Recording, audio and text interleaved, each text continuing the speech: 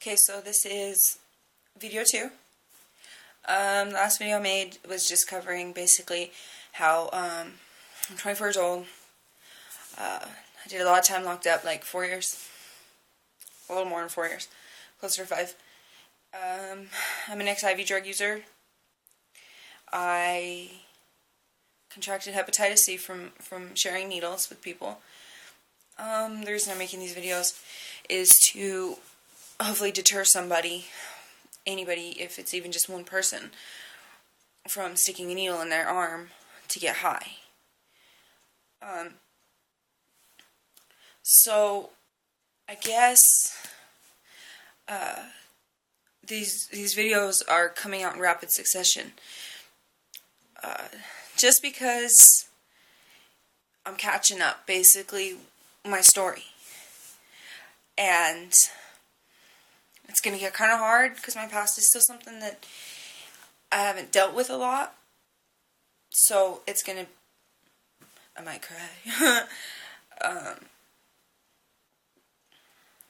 The videos will be coming out less often once I start treatment, because that's mostly the reason I'm doing these treatments, is to put out the message, you know, people are going to see me get sick. It's going to be for real. Like, I look healthy now.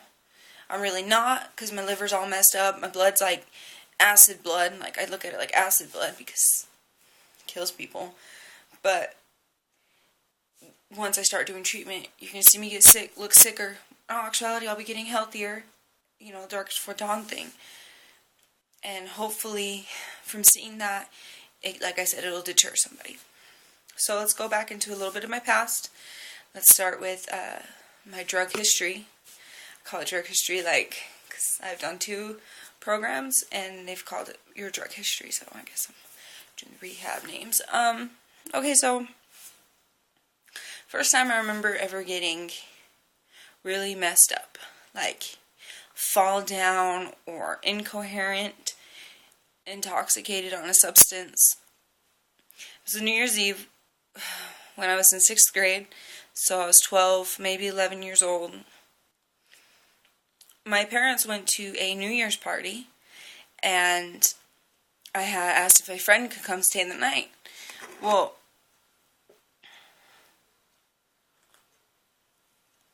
like, that was okay because I'd never been in trouble before. Like, I had attendance issues at school and stuff. I'd been in fights, lots of fights, but I'd never been outright a bad kid.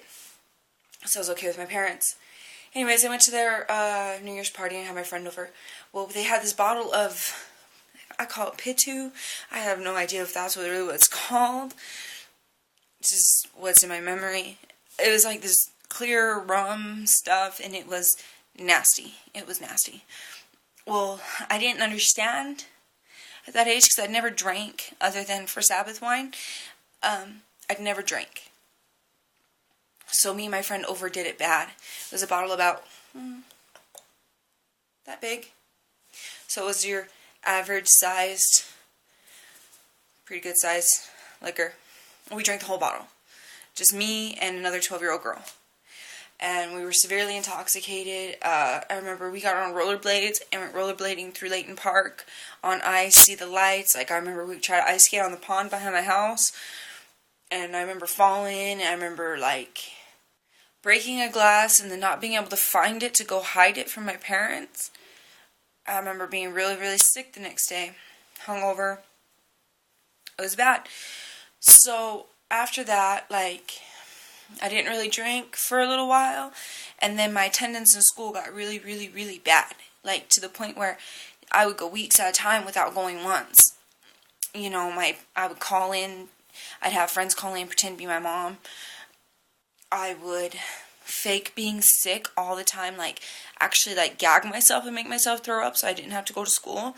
And I think it's just, I don't know why I didn't want to go to school. I didn't. I wasn't popular. I didn't really have a lot of friends. Girls were really mean. They picked on me a lot. They said my hair always looked like it wasn't brushed. Well, I have curly hair. You know, it happens. Anyways, so I was ditching school a lot. you know, me and my neighbor friends. And we started drinking. I would go over to my house and I'd steal, like, I remember specifically one time I stole a bottle of peach schnapps from my parents. And we put it in this big jug with orange juice and drank the whole damn thing. And so we were really, really wasted. So things continued like that for a while. I would ditch school and drink, and then I discovered marijuana. So I started smoking pot. I remember the first time I smoked pot was on a weekend. The next day was school, and I decided to lay in bed all day and smoke resin, and, well, the leftover pot and resin, and, like, instant burnout. Instant addict, instant burnout.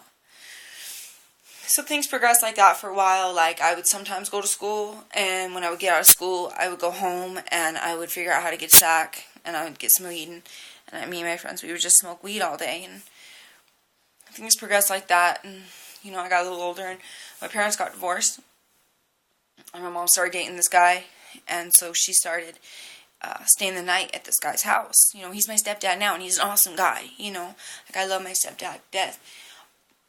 But at first, like, it was just me in the house all the time. My mom would go to work early in the morning, and then she'd come home around 2, and generally she would just pack an overnight bag if it was a Friday, and go stay the whole weekend with my now stepdad.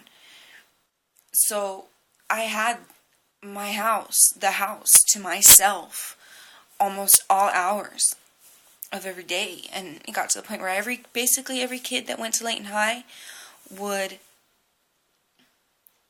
come over to the house and wake me up, because I was already dropped out of school by then. 16, you know, I only went to school long enough to get my driver's license. They would come over to the house and get me stoned and drink, and it got really bad. I'm going to end this video because if it gets too long, it takes forever to load. So I'm going to end this video real quick and start another one, okay?